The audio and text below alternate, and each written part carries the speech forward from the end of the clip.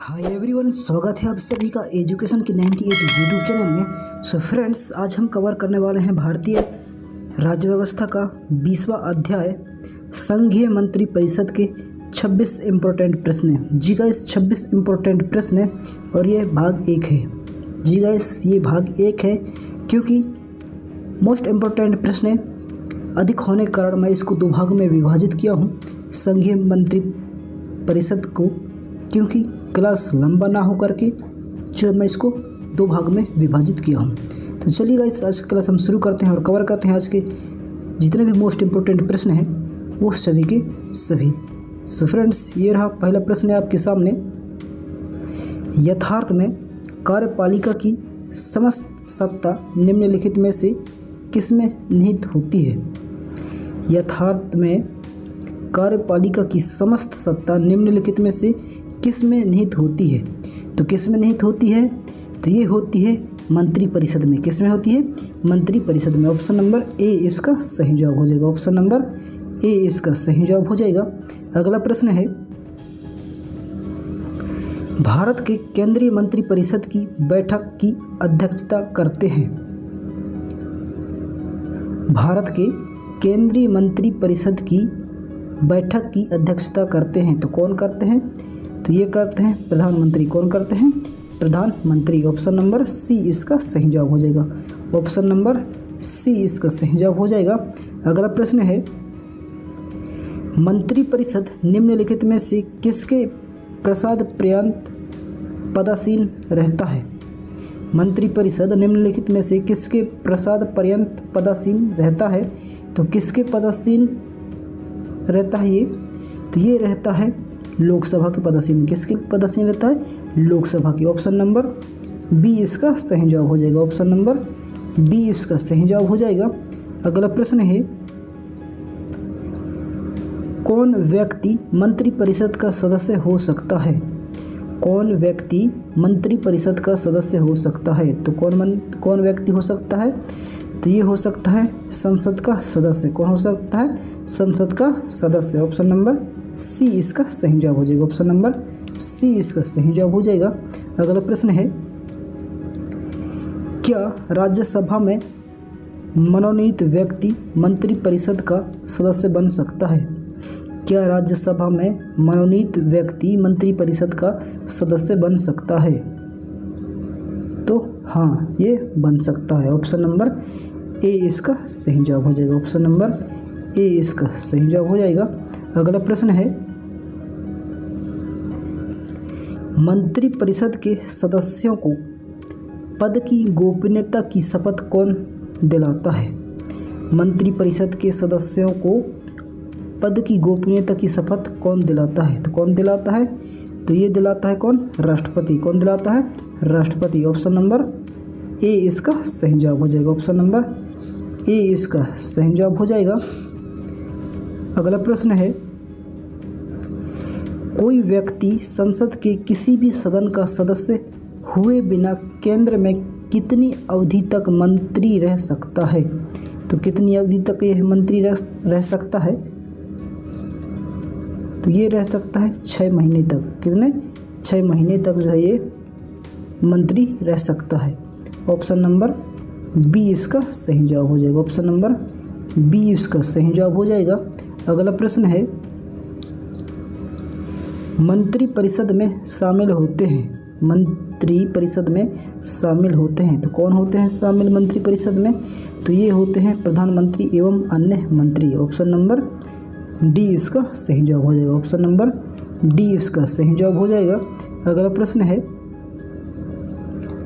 मंत्री परिषद में मंत्रियों की संख्या कैसी होनी चाहिए? मंत्री परिषद में मंत्रियों की संख्या कैसी होनी चाहिए? तो ये होनी चाहिए मंत्रिमंडल से अधिक होती है। जो मंत्री परिषद है ना, उसकी संख्या, उसकी मंत्रियों की संख्या जो मंत्रिमंडल के मंत्रियों की संख्या होती है उससे अधिक होती है। तो मंत्रिमंडल से अधिक होती है। ऑप्शन नंबर सी इसका सही जवाब हो जाएगा। ऑप्शन नंबर सी इसका सही जवाब हो जाएगा। अगला प्रश्न है, मंत्री परिषद में कितने स्तर के मंत्री होते हैं? मंत्री परिषद में कितने स्तर के मंत्री होते हैं? तो कितने स्तर के मंत्री होते हैं मंत्री परिषद में? तो ये होते हैं 3 स्तर के। कितने स्तर के होते हैं? 3 स्तर के। ऑप्शन नंबर सी इसका सही जवाब हो जाएगा। ऑप्शन नंबर सी इसका सही जवाब हो जाएगा। अगला प्रश्न है, मंत्री परिषद में निम्नलिखित में से कौन शामिल नहीं रहता है? मंत्री परिषद में निम्नलिखित में से कौन शामिल नहीं रहता है? तो कौन शामिल नहीं रहता है मंत्री परिषद में? तो ये है कौन? संसदीय सचिव। ये जो है शामिल नहीं रहता। ऑप्शन नंबर डी इसका सही जवाब हो जाएगा। ऑप्शन नंबर डी इसका सही जवाब हो जाएगा। अगला प्रश्न है, मंत्री परिषद व्यक्तिगत रूप से उत्तरदायी होता है। मंत्री परिषद व्यक्तिगत से उत्तरदायी होता है तो किसके प्रति उत्तरदायी होता है? तो ये होता है राष्ट्रपति के प्रति। ऑप्शन नंबर ए इसका सही जवाब हो जाएगा। ऑप्शन नंबर ए इसका सही जवाब हो जाएगा। अगला प्रश्न है, संघीय मंत्री परिषद के मंत्री उत्तरदायी होते हैं। संघीय मंत्री परिषद के मंत्री उत्तरदायी होते हैं तो किसके प्रति उत्तरदायी होते हैं ये? तो ये होते हैं केवल लोकसभा के प्रति। किसके प्रति होते हैं? केवल लोकसभा के प्रति। ऑप्शन नंबर डी इसका सही जवाब हो जाएगा। ऑप्शन नंबर डी इसका सही जवाब हो जाएगा। अगला प्रश्न है, भारत में किसी भी सदन का सदस्य हुए बिना कोई व्यक्ति कब तक मंत्री पद पर आसीन रह सकता है? तो कब तक रह सकता है? तो ये रह सकता है 6 माह तक। कब तक? 6 माह तक। ऑप्शन नंबर बी इसका सही जवाब हो जाएगा। ऑप्शन नंबर बी इसका सही जवाब हो जाएगा। अगला प्रश्न है, भारत में वह मंत्री जो संसद के दोनों में से किसी भी सदन का सदस्य नहीं है उसे मंत्री के पद से मुक्त हो जाना पड़ता है। तो कब मुक्त हो जाना पड़ता है? तो ये है 6 महीने के बाद। 6 माह के बाद जो है उसको मंत्री पद से मुक्त हो जाना पड़ता है। ऑप्शन नंबर ए इसका सही जवाब हो जाएगा। ऑप्शन नंबर ए इसका सही जवाब हो जाएगा। अगला प्रश्न है, भारतीय संविधान की निम्नलिखित प्रावधानों में से कौन सा प्रावधान मंत्री परिषद की नियुक्ति तथा पदच्युत को विवेचित करता है? तो कौन सा अनुच्छेद करता है? तो ये करता है अनुच्छेद 75। ऑप्शन नंबर डी इसका सही जवाब हो जाएगा। ऑप्शन नंबर डी इसका सही जवाब हो जाएगा। अगला प्रश्न है,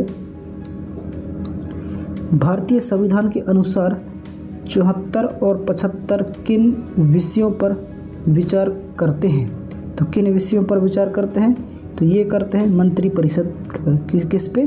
मंत्री परिषद पे। ऑप्शन नंबर ए इसका सही जवाब हो जाएगा। ऑप्शन नंबर ए इसका सही जवाब हो जाएगा।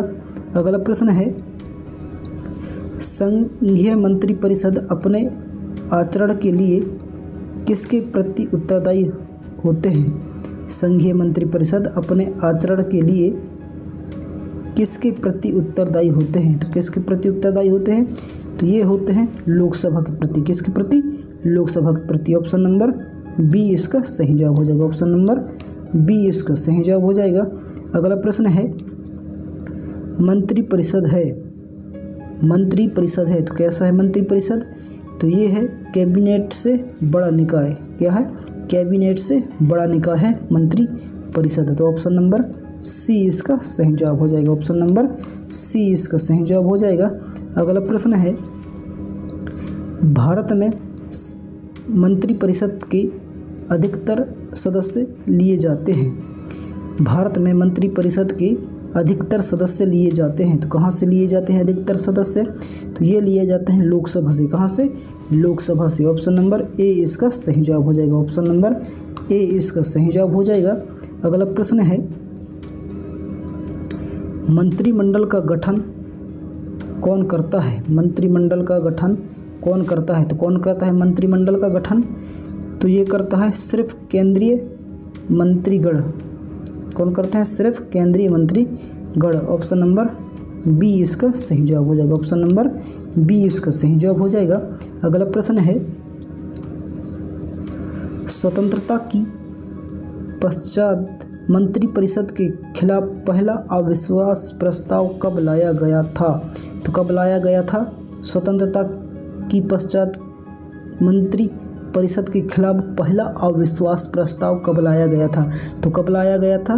तो ये प्रस्ताव लाया गया था 1963 में। कब लाया गया था? 1963 में लाया गया था। ऑप्शन नंबर सी इसका सही जवाब हो जाएगा। ऑप्शन नंबर सी इसका सही जवाब हो जाएगा। अगला प्रश्न है, सामूहिक रूप से मंत्रिपरिषद किसके प्रति उत्तरदायी होते हैं? सामूहिक रूप से मंत्रिपरिषद किसके प्रति उत्तरदायी होते हैं? तो किसके प्रति उत्तरदायी होते हैं ये?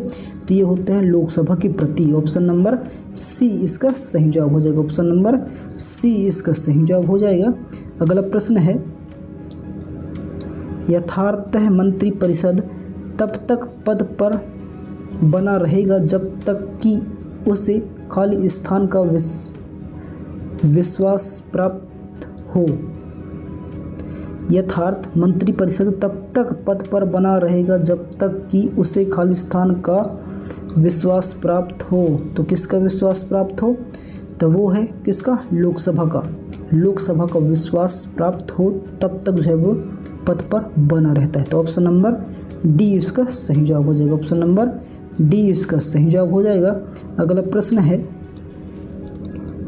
यदि कोई मंत्री राज्यसभा का सदस्य है तो क्या वह लोकसभा में अपना वक्तव्य दे सकता है? क्या वो अपना वक्तव्य दे सकता है? तो वो हाँ अपना वक्तव्य दे सकता है। ऑप्शन नंबर ए इसका सही जवाब हो जाएगा। ऑप्शन नंबर ए इसका सही जवाब हो जाएगा।